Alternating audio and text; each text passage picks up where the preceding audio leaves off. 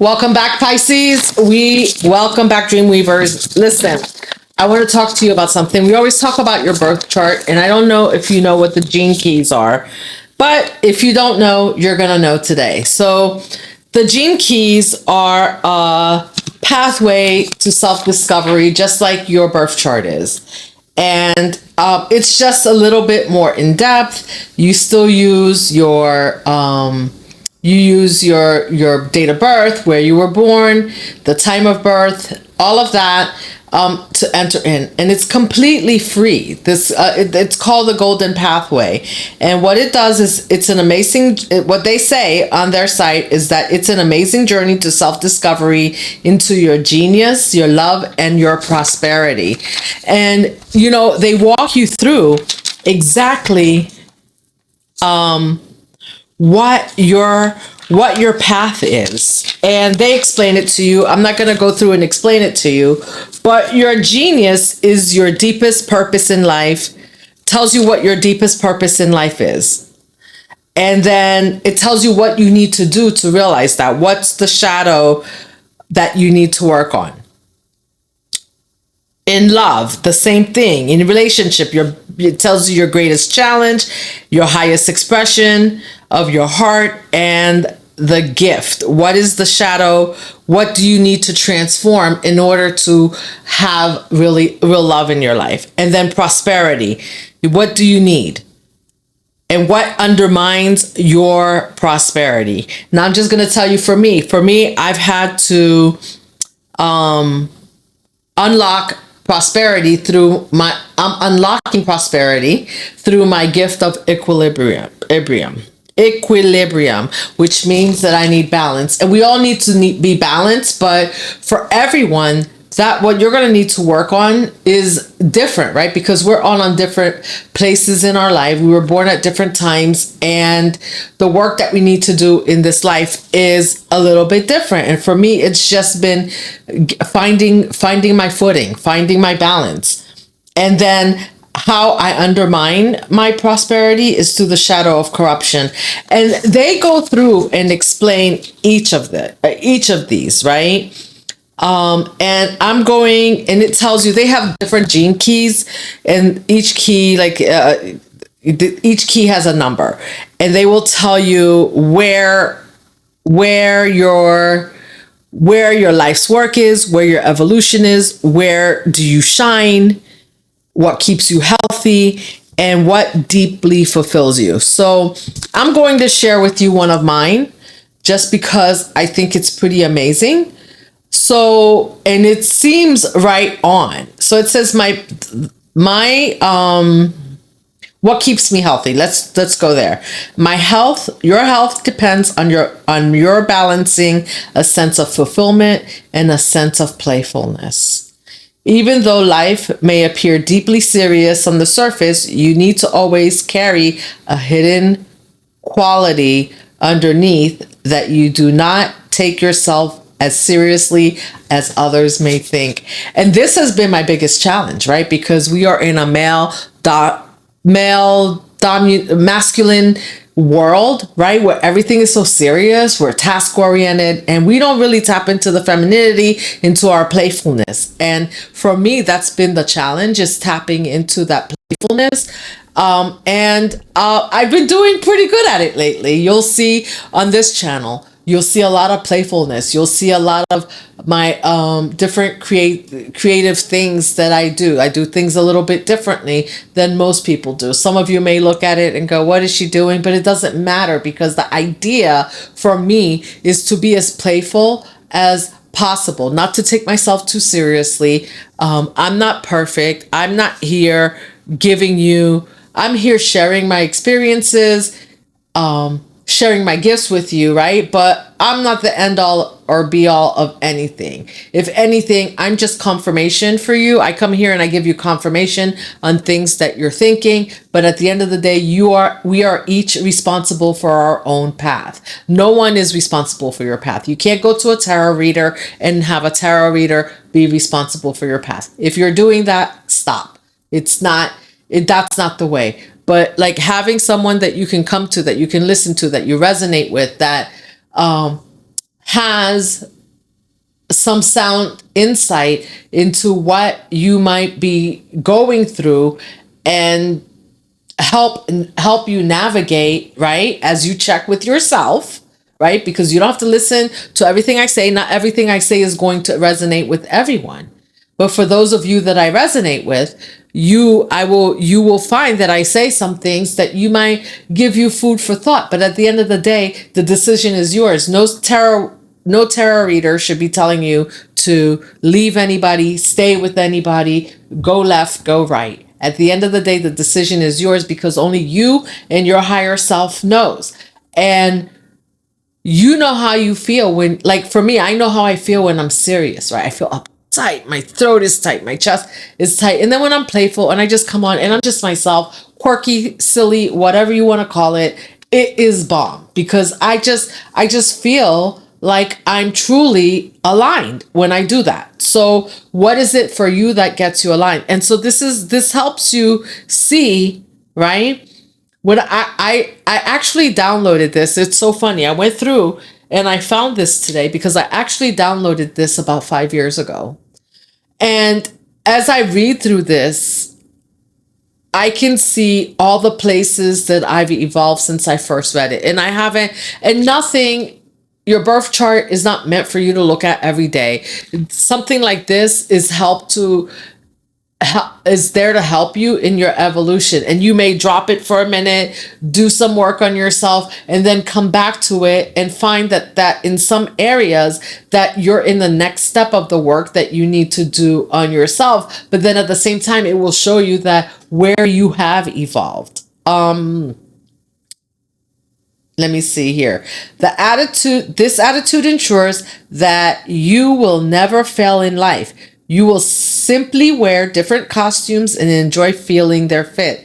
The other quality that is essential to your health and well-being is that you never limit yourself to a single point of view. Your gift is to shape shift, which means you must not adhere to any single path or view in life. And you know, when I read that the first time, I thought, wow, like my whole life has been about structure, right? And kind of these structures and these what do you call them? These points of views, like the way that you were raised, your beliefs, like things that you were raised to beliefs. And there, many of those things were so rigid. And I always felt like so misaligned when I was following those rigid paths. And when I find that whether it's in politics, whether it's in religion, spirituality, or whatever, when I can take in different points of views and see things in a different light, and keep a light heart about things, and keep a light heart in the way that I experience and that I navigate through my spirituality and my religious beliefs and my political beliefs, my life is so much better. I don't have to argue with you, because I don't feel the need to argue with you because you don't believe what I believe. Right? Because I am constantly changing my beliefs to improve my life.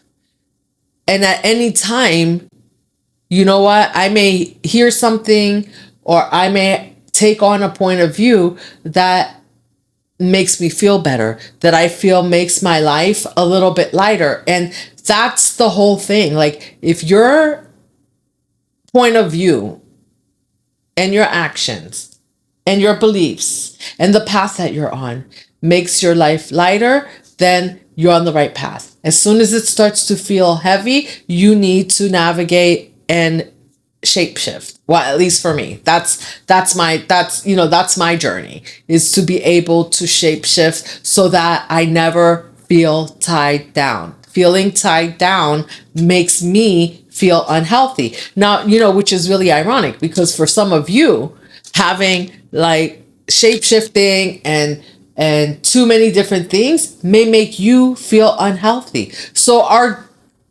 your journey and the way you navigate through life might be different than mine. It doesn't make mine right yours or one better than the other. It just means that that's what's right for you. And I think I think that's why, I was called to come and talk to you about this, because I think it's because, we just think that sometimes we get stuck in this way of thinking that there's only one way, like there's only one way to get to Rome, right? Like there's only one way to get to Mount Rushmore or wherever it is that you want to go. But the reality is that there are different routes you can take. Some people want to take the direct route. Some people want to take a more scenic route. Do you still get there? At the end of the day, yes, you still get there. But it depends on your needs and what you feel works best for you, which one you're going to take, right? And you may, which is really interesting, because you might be in a relationship where you're with someone who likes to take the direct route. Like they want to get there as fast as possible, direct route, right? Or they have a road that they're used to driving on. And for them, it keeps them healthy. It keeps them mentally. Taking that same road is just best for them. They can't even imagine switching roads. And for you, every time you go, you want to take a different road. You want to get on this road and see what's there. You want to get on that road and see what's there. And at the end of the day, you still get to where you're going, to the same place, right? So when you're navigating life with someone, there are compromises that need to be made on both sides, right? That person that likes to take the same route, right, may need to adjust a little bit so that you can get on the scenic route. You can take a little bit more of a scenic route if you're doing it together. Or maybe you take that trip with someone else who enjoys the scenic route. If your significant other doesn't like to do it, there are ways to navigate around this, and we don't have to force anyone to do things the way that we want to if it doesn't work for them. And we have to realize that even though they say when you find your counterpart that, oh, you mirror each other. Yes, you mirror each other to help each other through your shadows, but that doesn't mean that the way you navigate through life is the same. So as much as you may feel like when you meet your person that you are the same, as you get to know each other, as you help each other clear your shadows, you see how different you actually are. The only difference is that because you've worked through your shadows, you are able to navigate this life together through compromise. And that's why it's important to do the work when you are, in order to be with your counterpart. When you find your person, it's important that you're both doing the work, because yes, you will illuminate each other's shadows, for sure. For sure. Can you work through those? That's first. Now, once you've illuminated the shadows, are you both now willing to compromise to have that magical life that you both want together? Being magical doesn't mean your counterpart is not the same person as you.